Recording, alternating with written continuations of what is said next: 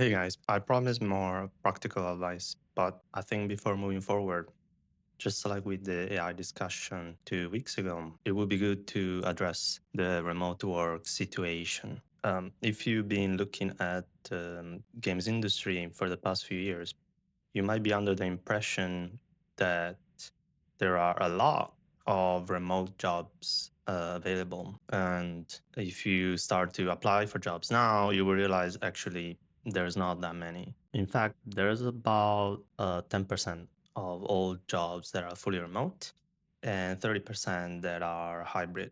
So if you cannot move from your home, or if you live in a country where it's difficult to obtain visas to work in other countries, your only choice might be to do freelancing. And even for people that already have jobs in the industry, there's still a hope that things will go back to being remote. And I believe that is not the case at all. So why is that? Well, the official reason, so if you are applying for jobs right now and you talk to the recruiter or the hiring manager, they will tell you that working in office improves collaboration and that it's important for efficiency to work in an office. So this is not necessarily false, but the question still remains, why are companies not working remotely anymore?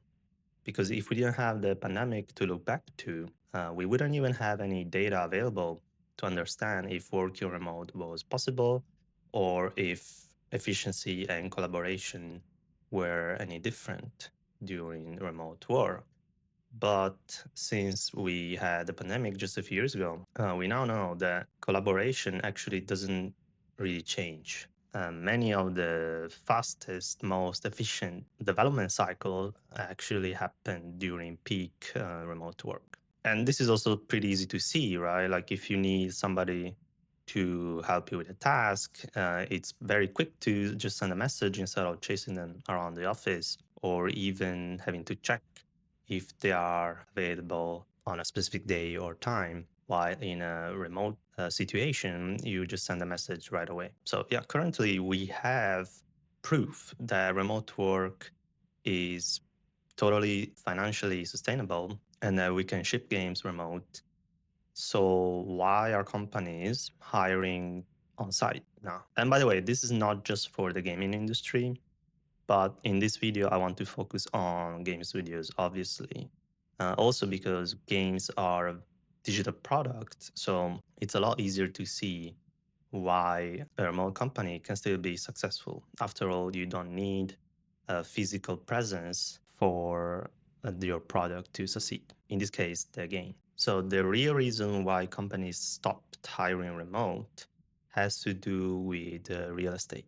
And there are three main ways that real estate affects this decision and makes it pretty much impossible for the company to do otherwise. If the company were to hire remotely, they would just lose money. Okay, so let's see why. The first reason, if a studio is leasing, in many cases, they will have started that lease before the pandemic. So now asking for staff to come into the office basically justifies occupying that space, reducing the visible cost of having empty floors. The second reason is that for companies that are both renting or bought an office, the tendency now in the real estate market is very similar actually to what we discussed last week, where there's going to be premium games and cheaper games.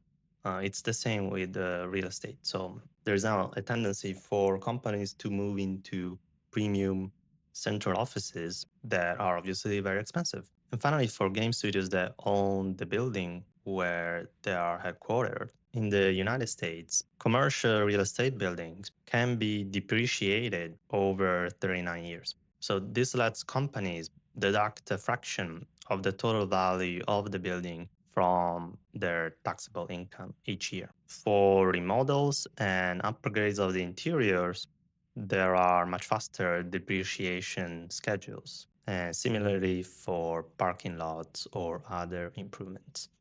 So this is just for the United States. But other countries have similar tax breaks or incentives set up locally by municipalities or local authorities to provide assistance and make owning and occupying a space very attractive financially. So if a company said started these considerations before the pandemic, even if they were fully successful in transitioning to remote work, they would still have huge pressure to return to office, especially since selling the building, again, in the US specifically, would mean losing the depreciation gains to some degree.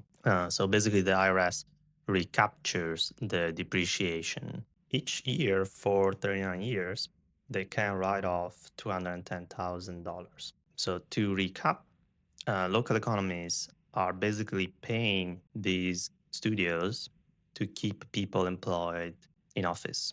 So, especially now that the games industry is struggling, and if you watch the very first video on this channel, you will know why. Companies are cutting costs, but are also looking a lot more carefully into these sort of tax deductions and incentives to try and run a successful business. And from the point of view of employees, there is really no consideration for their well being.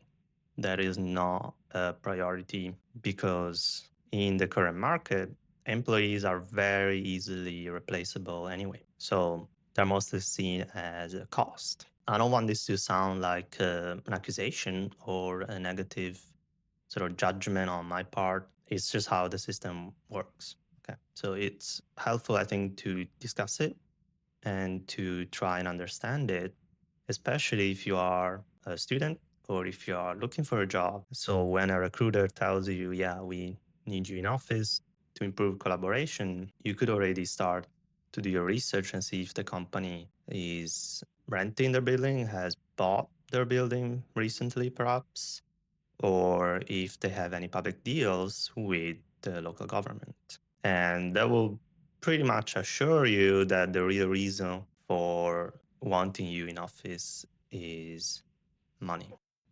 So a question you might have is, why are companies not being more open about this? And why don't they publicly admit that this is the reason why the market is shifting towards return to office? Well, there are many reasons. I mean, for some contracts, they might not be able to disclose them if they have private deals. They also don't want to make it seem like their business relies on these tax breaks because that is not a good look, right?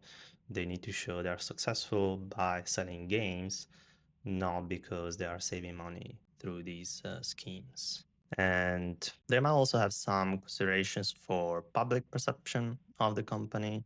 So it might not be a great look if they disclose this. But also, I think telling people, especially new hires, that they are in the office for a good reason shows that the company cares about collaboration and about efficiency. So employees should be happy to work in the office because at the end of the day, they will make a better product or better game by working together in person. Another question you might have is, well, why are there still 5% or 10% of jobs being offered fully remote? The reason is that not every company might have these incentives or write offs. For example, I was looking at Bungie. Well, Bungie is offering some remote roles and they don't own their office building, right? They are leasing, so they probably don't really qualify for depreciation deductions. Also, a lot of these remote jobs now do have some limitations. So you might see some jobs are only available in certain states or certain regions. This is not because of the time zone. This is because of tax regulations. So again, if you are a worker but you pay taxes in the same state that the company is in, probably they can still qualify for some benefits from the government as well. And another reason might be that studios already looked locally, but they just couldn't find somebody qualified. So now they're opening up roles remotely and to try and find the right person.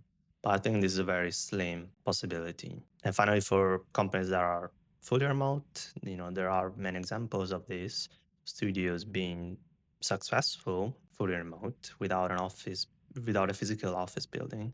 And again, I'm not surprised at all that they're successful. Everybody can look back a few years and see plenty of other video game studios producing and shipping really great games. So yeah, for these fully remote studios, I don't think they will go away, but that means their owners just made the decision not to dabble into real estate or benefit from these sort of tax deductions. Another question you might have is also, well, if a company goes fully remote, surely they would save money because they don't have to pay rent. They don't have to buy a building. So if they haven't done so already, why they would choose to be in-person sort of company? And I think this has to do with the point I made before about new hires and controlling the narrative. So if you have people in office, obviously it's much easier to keep track of what they do every day. So I think some companies might see this as a nice benefit. So it might have something to do with collaboration and efficiency and cohesion and feeling like a team, like a family. There might be some truth in that sprinkled in there, but at its core, I still believe these decisions are made for financial reasons and for control of the employees. Okay, so I hope this video was useful and answered some questions you might have had. And if you had accepted the explanation given to you before, I hope this video will start to make you question your assumption a little bit regarding remote work. So again, it's true for many other industries. It doesn't strictly just affect game studios. But in this video, I wanted to bring up some of the more specific analysis that I made before about video games. So if you haven't already watched my previous videos, I think they could be interesting to complete the picture. Yeah, I think the last few videos might be perceived as a little bit pessimistic and my tone a little bit negative. So in the next video, I want to lift up the spirits again and give you some inspiration. And after that, we'll go back to some practical advice. But I don't think there's any rush because, as you know, things still haven't picked back up. We still see job cuts, and I don't expect things to improve the next few months of the year. So yeah, I'll close it on this very encouraging note, and I'll see you next time.